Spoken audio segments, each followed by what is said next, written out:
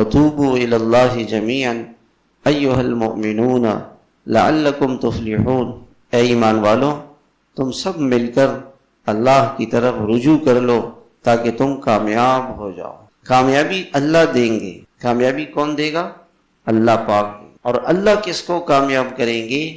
جو اللہ کی طرف پلٹ جائے گا، جو اللہ کی طرف لوٹ جائے گا، جو اللہ کا ہو جائے گا، اللہ اس کو کامیاب کرے گا۔ تو ایمان، اللہ تعالیٰ نے یوں فرمایا ایمان والو ایمان تو لے آئے، مجھے مان تو لیا، اب صرف میرے ہو جاؤ، اب کسی اور کے نہ رہو، صرف اللہ کے ہو جاؤ، اور اللہ کے سوا کسی اور کے نہ رہو، بس صرف اللہ کے رہو۔ اس کو کہتے ہیں توبہ۔ انسان صرف اللہ کو راضی کرے، آنکھ سے وہ دیکھے جس سے اللہ راضی ہوتے ہیں، زبان سے وہ بولے۔ صبح سے شام تک ہم نے اپنی آنکھ کو استعمال کیا، تو کیا ہمیں یہ دھیان تھا کہ جب ہماری آنکھ کہاں کہاں گئی؟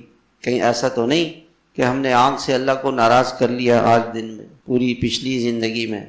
یہ زبان اللہ نے دی ہے تو میں اس زبان سے اللہ کو راضی کروں، یہ توبہ ہے۔ یہ دل اللہ نے دیا ہے، اس دل میں صرف اللہ سے امید ہو، اس دل میں مایوسی نہ ہو، نا امیدی نہ ہو، اللہ کے خزانوں پر نگاہ ہو۔